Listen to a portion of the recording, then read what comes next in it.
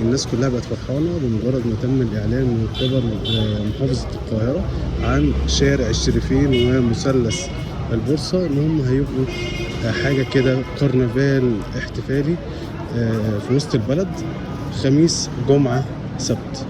التفاصيل لسه احنا طبعا ما نعرفهاش ولا التنظيم أو الفرق، ولكن أنا حبيت كده إيه آجي وأعرفك تيجي إزاي.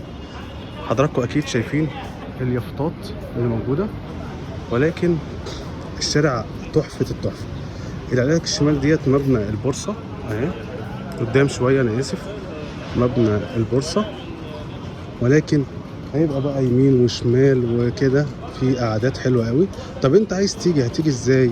شايف الشارع اللي أنا جاي منه ده أو البنزيمة دي أهي، البنزينة دي كده أهي، دي كده شمال هتلاقي محطة مترو محمد نجيب، مش مكمل 5 دقايق مشي. تمام، هتتمشى بقى انت هنا، اسمه شارع الشريفين، النخل الملكي يمينك وشمالك.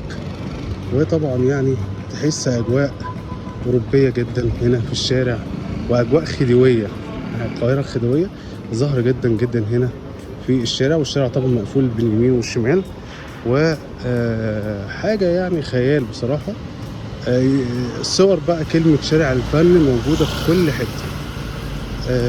برضو ده مبنى البورصة المصرية اعتقد اهو.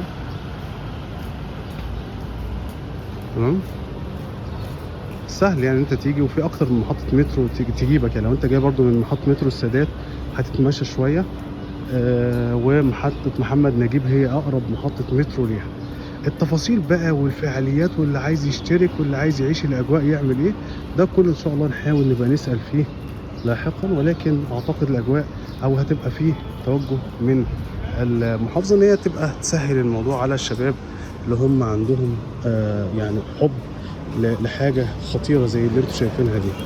شكلها يعني كده، بصوا انا ماشي اهو في قلب الشارع شكله حلو قوي. احنا النهارده الاثنين، فاضل تقريبا 3 ايام